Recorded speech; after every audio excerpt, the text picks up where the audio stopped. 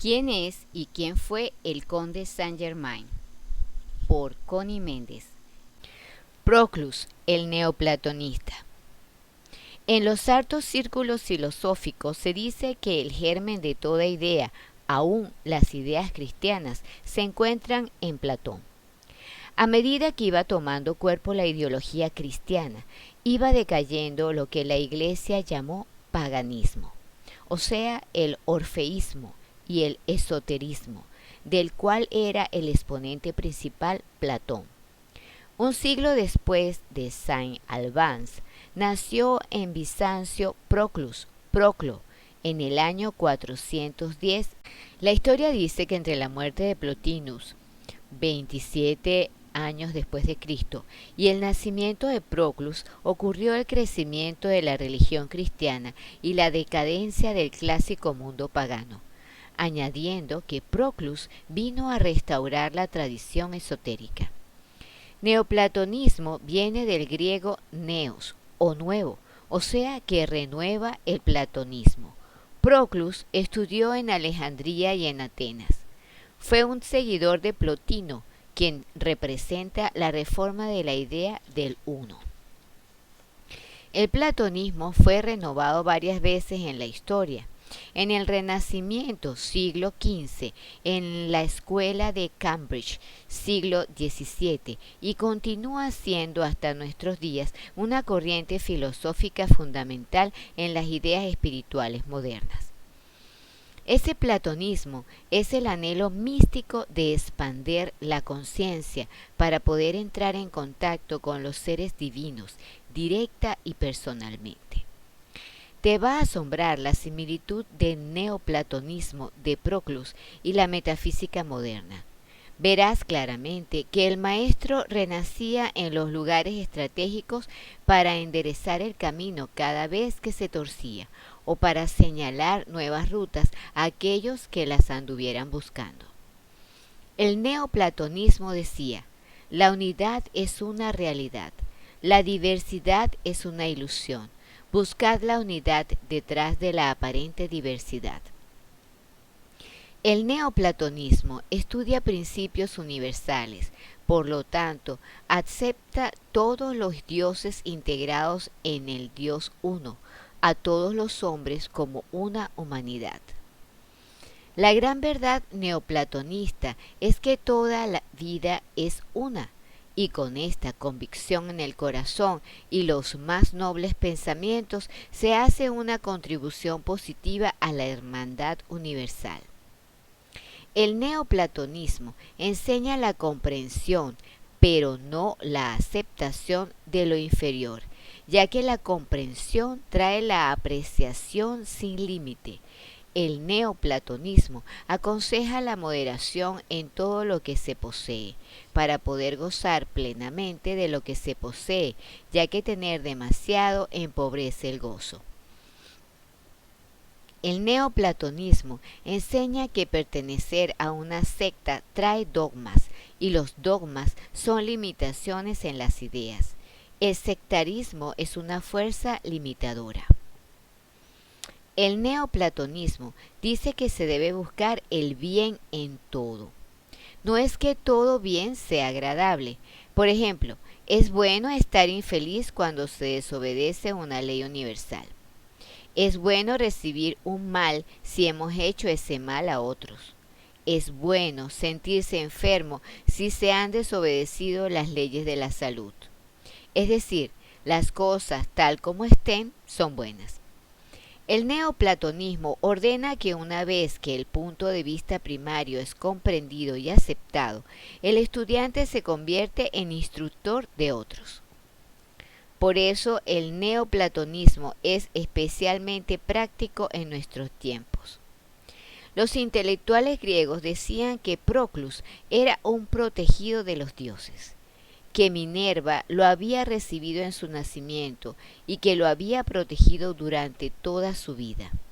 Naturalmente, como toda secta, toda enseñanza y toda religión contiene una parte de la verdad.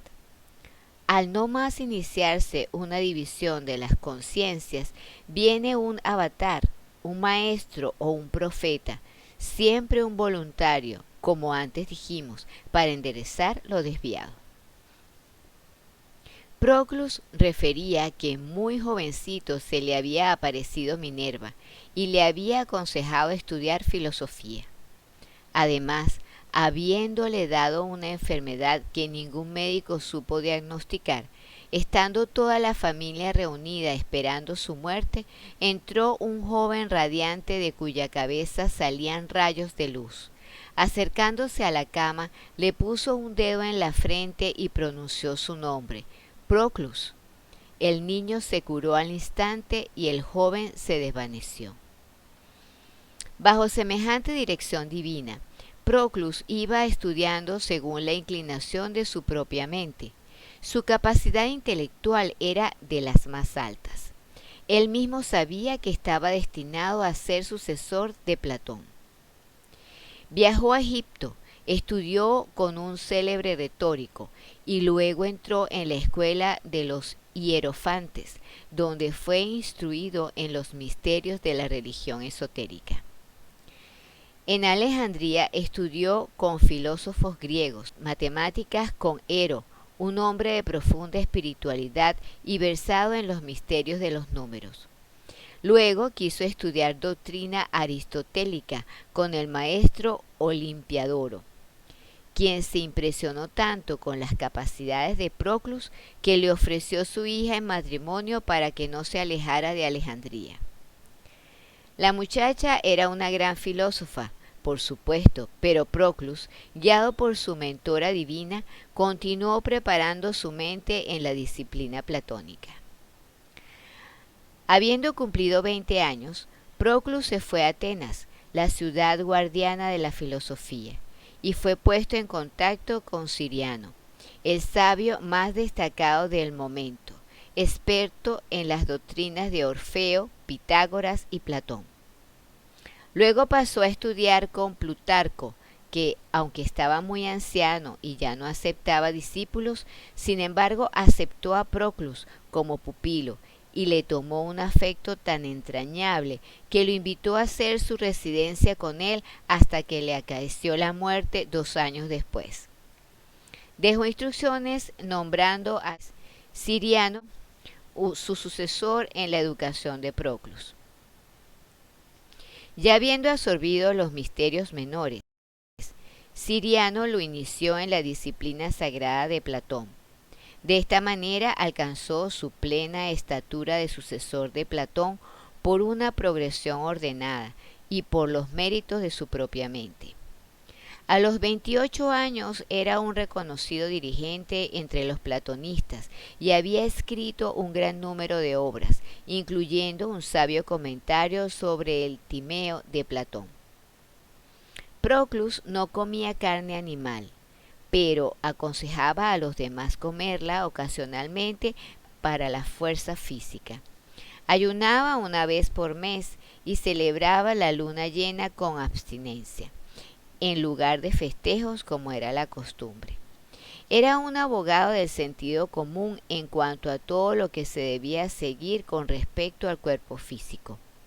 Para los estudiantes de filosofía recomendaba una dieta liviana, ya que los alimentos pesados, la digestión cargada, interfiere con el despejo mental que se necesita para establecer contacto místico con las divinidades.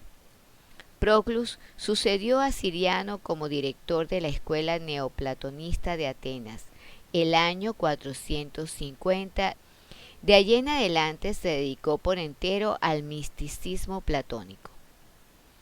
Los cristianos estaban rápidamente socavando los misterios griegos, y el odio que profesaban hacia él lo obligó a buscar refugio en Asia Menor.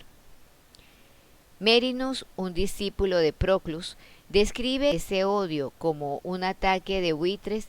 Estuvo en ley, ya que esto lo obligó a estudiar los misterios de la filosofía de Oriente. Después de un año enriqueciendo su acopio filosófico, Minerva lo envió a regresar a Atenas, donde permaneció el resto de su vida. Proclus era tolerante en todas las religiones. Se unía a todos los ritos y celebraciones de los diferentes dioses. Opinaba que las diferentes creencias honraban a los mismos dioses bajo diferentes nombres. Llegó a los 75 años. Tenía un gran círculo de amigos unidos en una hermandad pitagórica.